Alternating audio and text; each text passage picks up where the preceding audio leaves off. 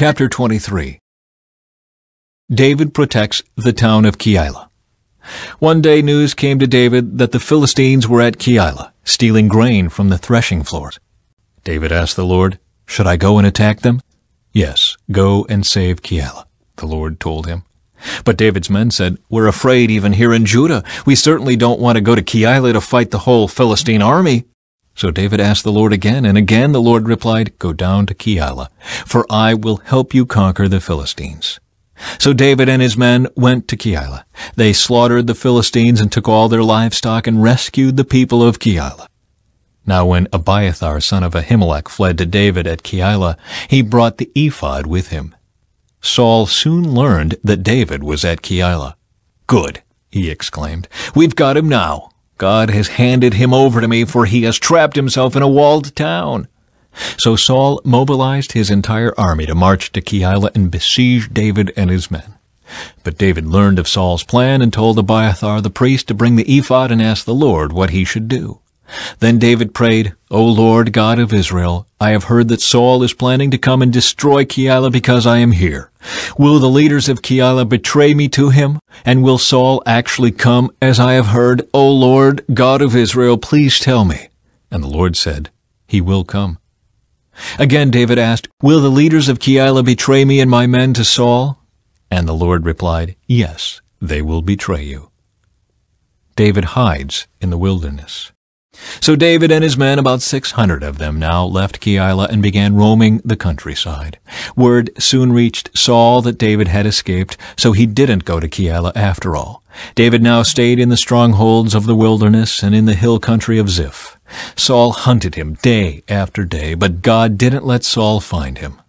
One day near Horish, David received the news that Saul was on the way to Ziph to search for him and kill him. Jonathan went to find David and encouraged him to stay strong in his faith in God. "Don't be afraid," Jonathan reassured him. "My father will never find you. You are going to be the king of Israel, and I will be next to you, as my father Saul is well aware." So the two of them renewed their solemn pact before the Lord. Then Jonathan returned home, while David stayed at Horish. But now the men of Ziph went to Saul in Gibeah and betrayed David to him. "We know where David is hiding," they said. "He is in the strongholds of Horish, on the hill of Hakeilah, which is in the southern part of Jeshimon. Come down whenever you're ready, O king, and we will catch him and hand him over to you."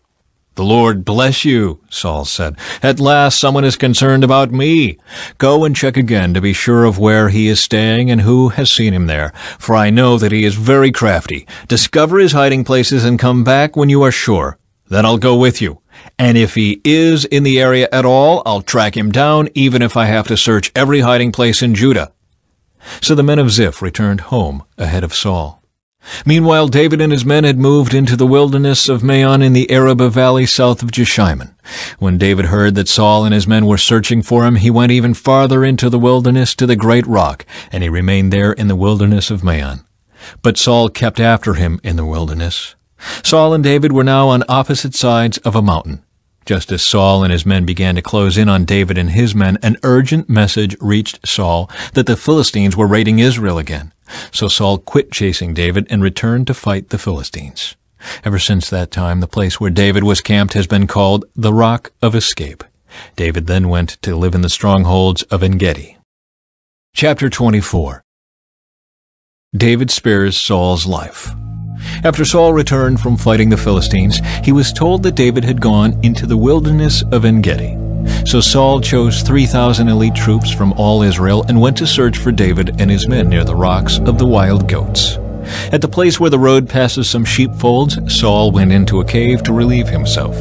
But as it happened, David and his men were hiding farther back in that very cave. "Now is your opportunity," David's men whispered to him. "Today the Lord is telling you, I will certainly put your enemy into your power, to do with as you wish." So David crept forward and cut off a piece of the hem of Saul's robe. But then David's conscience began bothering him because he had cut Saul's robe. "The Lord knows I shouldn't have done that to my lord the king," he said to his men.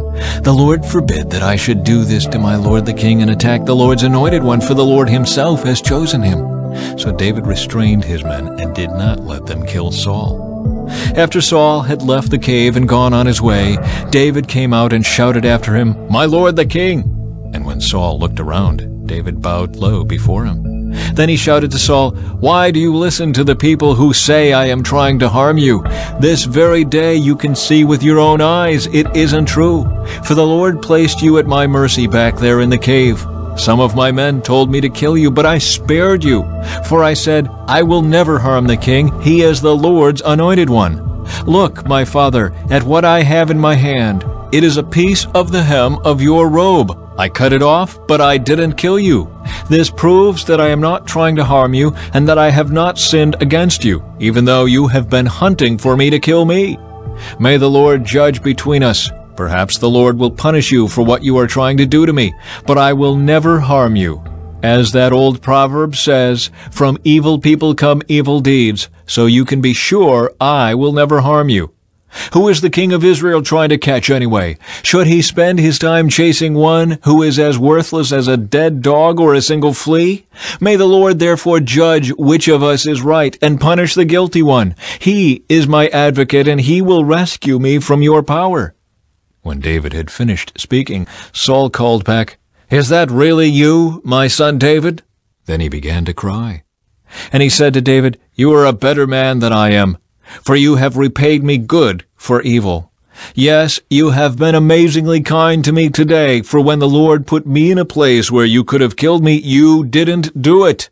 Who else would let his enemy get away when he had him in his power? May the Lord reward you well for the kindness you have shown me today. And now I realize that you are surely going to be king, and that the kingdom of Israel will flourish under your rule. Now swear to me by the Lord that when that happens you will not kill my family and destroy my line of descendants." So David promised this to Saul with an oath. Then Saul went home, but David and his men went back to their stronghold.